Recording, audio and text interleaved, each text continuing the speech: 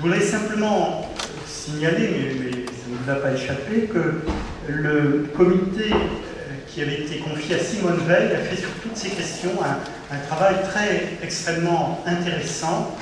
Vous vous souvenez que le président de la République, il y a quelques mois, avait demandé à Simone Veil de réfléchir à la question de savoir s'il fallait modifier nos règles constitutionnelles, et notamment le préambule de la Constitution, pour mieux valoriser et promouvoir la diversité de la société française dans le but de favoriser l'égalité réelle. Et donc, le comité de Simone Veil a fait un travail extrêmement important pour montrer que d'ores et déjà, notre Constitution, notre préambule offrait beaucoup de marge de manœuvre pour des actions positives, correctrices de lutte contre les discriminations.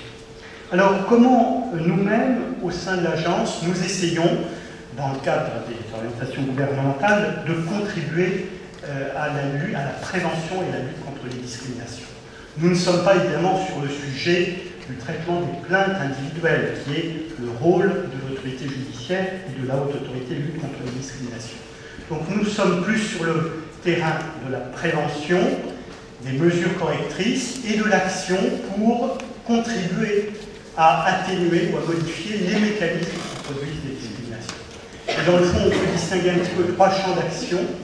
Tout ce qui a trait à l'accès aux droits, notamment pour les victimes de discrimination, que nous menons avec des grands réseaux associatifs ou, dans le cadre de la politique de la ville, en lien avec les villes et l'autorité judiciaire. Je pense par exemple à tout ce qui a trait à la politique des commissions départementales d'accès aux droits, de maisons de justice et du droit, de points d'accès aux droits. C'est évidemment un point fondamental. Nous savons que bien souvent les victimes de discrimination ne connaissent pas leurs droits. Il faut pouvoir les orienter vers l'autorité judiciaire, c'est un point extrêmement important qui demeure pour les années à venir un axe majeur. Et puis deuxièmement, eh bien, pouvoir mener des actions positives, correctrices des inégalités. Ces actions positives, évidemment, elles ne font pas disparaître nécessairement les mécanismes discriminants, mais elles permettent d'agir en fonction des publics qui sont dans une situation d'inégalité des chances. Alors nous le faisons à travers un certain nombre de programmes importants que vous connaissez, notamment dans tout le champ éducatif, à travers la réussite éducative, à travers les filières d'excellence, le développement des internats d'excellence sur lesquels le commissaire à la diversité et à l'égalité des chances a beaucoup insisté dans son rapport, notamment pour les grandes écoles. Donc là aussi, il y a un domaine immense dans lequel on doit les uns et les autres s'investir. Nous le faisons aussi dans le domaine de l'emploi, avec tout ce qui a trait aux mesures de parrainage ou de parcours d'insertion, et notamment nous voulons développer avec l'ANRU les parcours d'insertion dans le cadre des chantiers en rue, de façon que ce ne soit pas uniquement un respect formel de la clause d'insertion des marchés publics, mais le vrai parcours d'insertion qui soit offert donc aux personnes demandeurs d'emploi et éloignées de l'emploi. Mais on sait bien que faciliter l'accès au droit, c'est important. Prendre des mesures correctrices vis-à-vis de certains publics, c'est essentiel, mais ça ne suffit pas. Il faut évidemment agir, et c'est beaucoup plus compliqué, sur l'ensemble des comportements, des mécanismes qui créent la discrimination.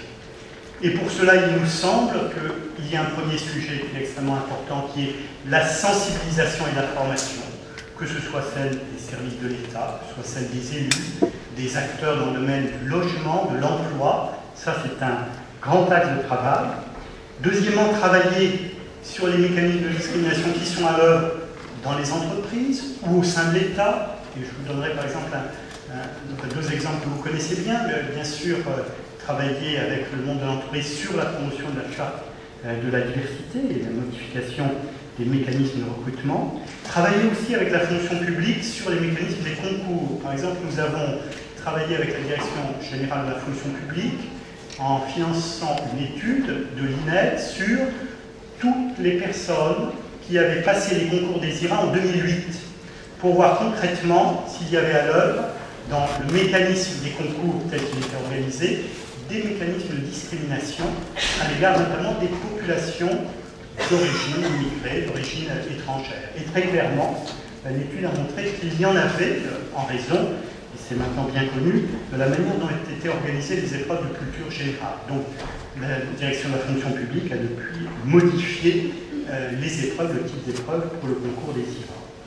Et puis enfin, également dans tout le domaine de la culture, où nous pensons également que tout ce qui a trait à l'audiovisuel, le cinéma, joue un rôle très important, et c'est la raison pour laquelle nous participons avec le CNC à une commission qui s'appelle l'image de la diversité et qui finance et soutient une centaine de productions cinématographiques ou audiovisuelles. Et chacun d'entre vous a pu voir Indigène de Rachid Bouchareb, ou a pu voir Entre les murs de Laurent Canté, ou d'autres films que nous avons soutenus et qui nous paraissent importants pour que notre société jette un autre regard sur elle-même. Voilà un petit peu tout ce chantier immense et qui va s'enrichir de toutes les initiatives nouvelles qui seront prises par le gouvernement. Vous savez que cette politique est extrêmement suivie par le chef de l'État lui-même, notamment lors de son discours de décembre de l'année dernière à Palaiseau, où il a lancé ce chantier diversité, égalité des chances, et vous avez d'ailleurs annoncé la nomination de M. Yazid Sabel. Voilà, merci beaucoup, et tous mes voeux bien sûr pour un bon travail.